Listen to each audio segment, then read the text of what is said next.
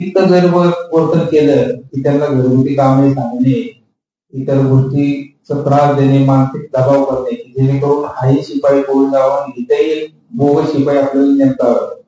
नंतर कालांतराने असं झालंय की नितीन घोरपडे यांना या सगळ्या गोष्टीचा ज्यावेळेस अंदाज आला की 2015ला संस्थेत हे आले आणि 15 नंतर यांच्याकडं नानासाहेब मोहिते हा 2015च्या अगोदर तरी संस्थेत नव्हता आणि तो 2013चा त्याचं पगारपत्रकाला नोंद दिसली. यांनी ते सगळ्या भ्रष्टाचाराच्या विरोधात आवाज उचलायचा निर्णय केला आणि मग त्यांनी 2017 शिक्षण विभागात पहिल्यांदा तक्रार केली. शिक्षण विभागात तक्रार केल्यानंतर शिक्षण विभागाने त्यांच्या तक्रारीची कुठेही दखल घेतली नाही. शिक्षण विभागात तक्रार केल्यामुळे ती संस्थेला कळल्यानंतर संस्थेने त्यांना अजून त्रास द्यायला चालू केला की जेणेकरून ते पळून जातील. त्याच्यानंतर ह्या सगळ्या मानसिक त्रासात ते आजारी पडले. आजारी पडल्यानंतर ते परत शाळेत त्यांनी त्याच वेळेस आजारी पडल्यानंतर इमिजिएटली तिथे शाळेत पत्र दिलं की बाबा माझी तब्येत ठीक नाहीये, त्यामुळे मी इथून वैद्यकीय रजेवर जात आहे. परंतु त्यांनी त्यांना नंतर हजर करून घेतलंच नाही. त्यांना कळून चुकलं होतं की आपला भांडा हा शिपाई फोडायला तयार झाला. शेवटी मग ते नैराश्यात गेले. नैराश्यात गेल्यानंतर मी त्या भागात मनसेचं काम करत असल्यामुळं त्यांनी मला भेटले. मला म्हणले की भाऊ माझ्यावर असा अन्याय झालेला आहे आणि त्या अन्यायाला वाचा फोडण्यासाठी तुम्ही मला मदत करा. मग मी ते सगळ्या गोष्टी त्यांच्याकडून ऐकून घेतल्या, त्याची माहिती घेतली. जिल्हा परिषदला गेलो, माहिती अधिकारात पत्र दिली. खरंच शिपाईचं हा जो शिपाई आहे हा खरंच ओरिजिनल आहे का बोगस आहे. तर त्यावेळेस मला असं पत्र देण्यात आलं की शिपाई भरती ही 2012 पासून बंद आहे. मग त्याच्यानंतर मग आम्ही पोलीस आयुक्त, पोलीस उपायुक्त यांना तक्रार केली की ही सदर जी मान्यता आहे ही संपूर्णपणे बोगस आहे आणि या बोगस मान्यतेच्या आधारे शासनाची फसवणूक करून लाखो रुपयाचा पगार घेतला जात आहे. परंतु तिथेही आम्हाला थोड्या दिवसानंतर असं उत्तर देण्यात आलं की हा जो काही विषय हा शिक्षण विभागाच्या अखत्यारीत असल्यामुळं याचं जे काय आहे ते शिक्षण विभाग आम्हाला तक्रार करेल. तुमच्या तक्रारीवर आम्ही यांची चौकशी करू शकत नाही किंवा यांच्यावर गुन्हा दाखल करू शकत नाही.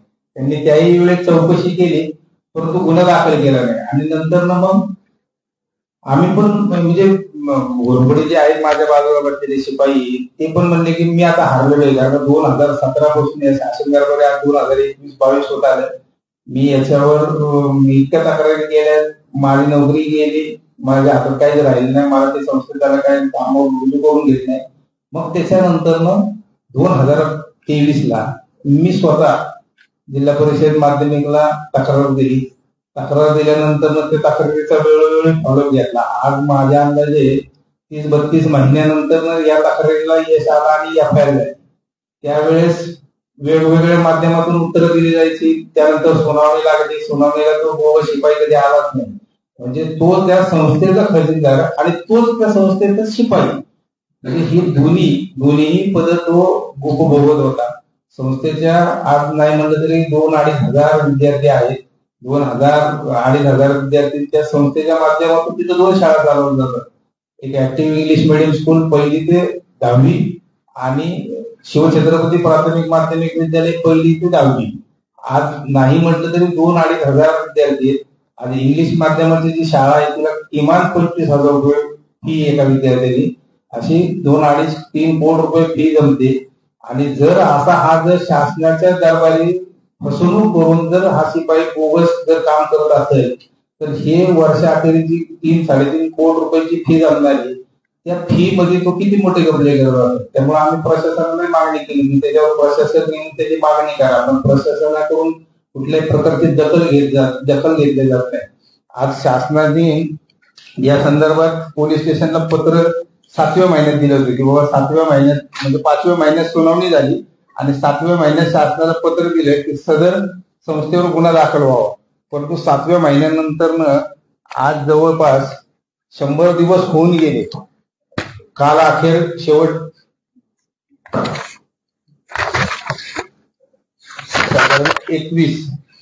29/7/2025 रोजी पोलीस निरीक्षक पांडव पुणे यांना उपशिक्षणाधिकारी छाया मंदिरकर या मॅडमनी लेखी पत्र दिले की बाबा शासनाची आर्थिक फसवणूक केलेली तर तुम्ही संदर्भ सगळ्या गोष्टीची चौकशी करून ताबडतोब एफआयआर दाखल करा.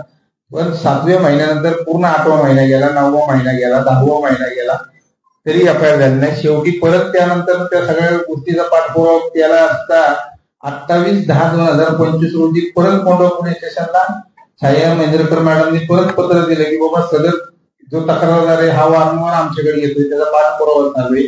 मी लेखी गुन्हा दाखल म्हणजे लेखी जबाब देऊन 4/10/2025 रोजी दिलेला आहे, समक्ष उपस्थित राहून जबाब नोंदवलेला आहे.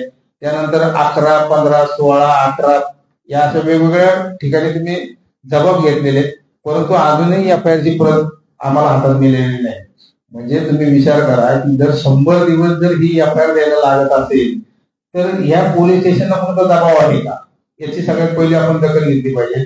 आणि दबाव असून आज जर यांचं म्हणणं होतं की पोलीस स्टेशनला बाबा सदर विषयाची चौकशी करत होतो आम्ही, पण चौकशी जर करत असतील तर जी एफआयआर नोंदवलेली ते एफआयआर मध्ये त्यांनी सचिव जे आहे त्या सचिवचं नाव सुद्धा दिलेलं नाही. म्हणजे सचिव, संस्थेचे सचिव हे तत्कालीन सचिव म्हणून त्याच्यावर गुन्हा दाखल केला. म्हणजे जी 4 जण आहेत, एक रमेश श्रीपती गायकवाड जे संस्थापक अध्यक्ष म्हणून दाखवलेले, एक दिलीप श्रीराम काळे जे संस्थेचे मुख्याध्यापक आहेत, आणि जे नानासाहेब सोमनाथ मोहिते जे संस्थेचे खजिनदार पण आहेत आणि त्या शाळेचे ते शिपाई पण आहेत. आणि चौथे जे दिलेले की तत्कालीन संस्थेचे सचिव. जर सचिव तुम्ही म्हणत असाल मग पोलीस स्टेशनने जर 100 दिवस जर चौकशी त्यांनी माहिती घेण्यासाठी, संस्थेची माहिती घेण्यासाठी जर घेतले असतील तर संस्थेचा सचिव त्यांना कसा कळाला नाही. तो अजूनही संस्थेचे तत्कालीन सचिव ह्याच नावाने त्यांनी एफआयआर दाखल केली. म्हणजे जर 100 दिवस जर त्यांनी तो वेळ घेतला म्हणजे ही चोरी किंवा हा दरोडा हा तुमच्या माझ्या घरी झालेला नाही, हा शासनाच्या तिजोरीवर दरोडा झालेला आहे. आज शासनाचा तुम्ही सिग्नल तोडला तर तुम्हाला 10व्या मिनिटाला तुमच्या मोबाईलवर मेसेज येतो की तुम्ही सिग्नल तोडलेला आहे, तुम्ही 500 रुपये दंड भरा. जर 11,26,000 इतका मोठ्या रकमेचा जर अपहार शासनाच्या तिजोरीवर झाला असेल म्हणजे 11,26,438 ही छोटी रक्कम नाहीये. आणि मग हे जर त्याचं गांभीर्य नसेल म्हणजे शासनालाही नाहीये, पोलीस स्टेशनलाही नाहीये, आजही संस्थेला वाचवण्यासाठी, सचिवाला वाचवण्यासाठी त्यांनी तत्कालीन सचिव म्हणूनच तिथं नोंद केलेली. म्हणजे हे सगळं कुठंतरी एक राजकीय दबावापाठी हे सगळं दडपशाहीचा प्रकार दिसतो.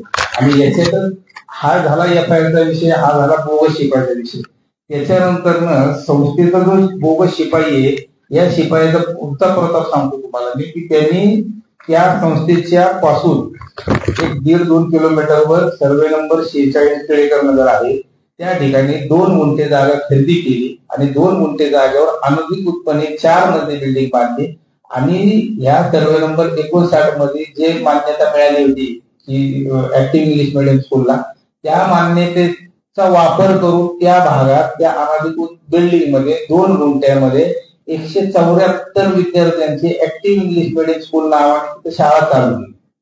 म्हणजे त्या शाळेला कुठलीही मान्यता नाही, कुठलंही ग्राउंड नाही, कुठलंही टॉयलेट नाही, कुठलंही पाणी पुरवठ्याच्या टाक्या नाही, काहीही नाहीये, ना खेळाचं ग्राउंड आहे.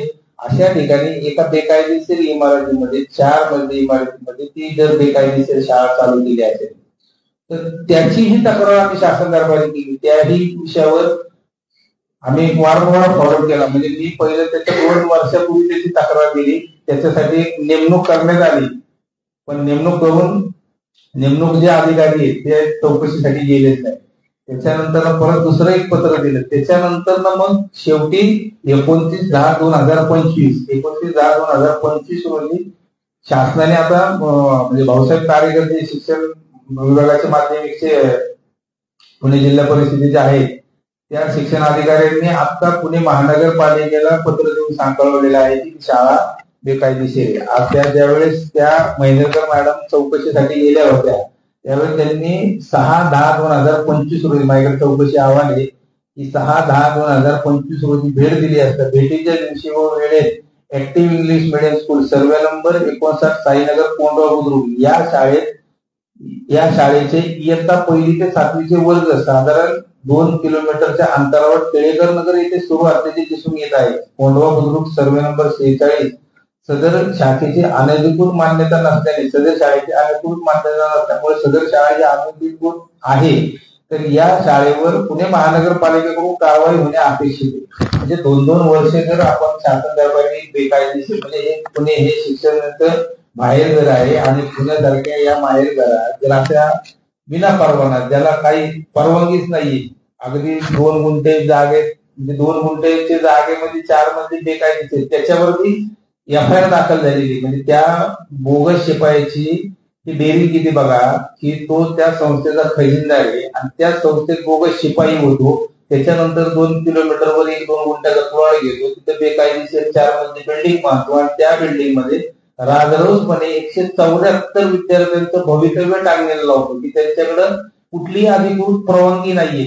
त्या एका दुसऱ्या शाळेच्या परवानगीवर हा अधिकृत बोर्ड लावतो आणि त्या भागात सर्व कष्टकरी लोक आहेत, जास्त करून मार्केट यार्डला काम करणारे सर्वसामान्य घरातली, तिथं कुणीही विचारायला जात नाही की बाबा या शाळेला तुम्ही परवानगी लावा, परवानगी दाखवा किंवा काय. बोर्ड लावलाय शाळेच्या इंग्लिश मीडियम, आपला विद्यार्थी चकाचक कपडे घालून त्या शाळेत जातो, शिक्षण घेतो, याचा त्या लोकांना खूप आभार वाटतो. आणि मग या सगळ्या जर गोष्टीला त्याच्यानंतर त्या जी जुनी शाळा आहे त्या शाळेच्या 3ही इमारती ही बेकायदेशीर आहे. त्याच्यावर पहिली 2023 मध्ये एफ.आय.आर. झाली की तिथं हॉस्टेल म्हणून मान्यता घेतली आणि तिथं इमारत बांधून तिथं त्या हॉस्टेलच्या मान्यतेत शाळा भरवली जाते. याची एफ.आय.आर. 2023 मध्ये झालेली. पलीकडे एक जी जुनी बिल्डिंग आहे तिथं पहिली एक 4 मजली बिल्डिंग आहे ती बेकायदेशीर आहे, तिच्यावर एफ.आय.आर. झालेली. टिळेकर नगरची 2 गुंठ्यामधली बिल्डिंग आहे हिच्यावर एफ.आय.आर. झालेली. 3 एफ.आय.आर. झाल्या. कारण आज बोगस शिपायाची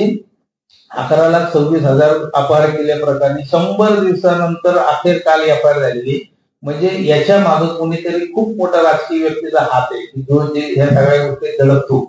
तर मला आपल्या सगळ्यांच्या माध्यमातून एकच विनंती करायची की ह्या विषयाला कुठेतरी आवाज उठवला पाहिजे. आम्ही तर दोघं जर गेले 4-5 वर्ष झाले या विषयाचा पाठपुरावा करतोय, संघर्ष करतोय, पण आम्हाला एक एफ.आय.आर. मिळून म्हणजे ती एक एफ.आय.आर. झाली. तर ती एफ.आय.आर. वर पुढचं मुलांचं भविष्य काय तिथं जर असं अनाधिकृत शाळा जर त्या भागात होत असतील आणि तिथं काही जर लोकप्रतिनिधी त्या वाचवण्याचा प्रयत्न करत असतील तर कितपत योग्य.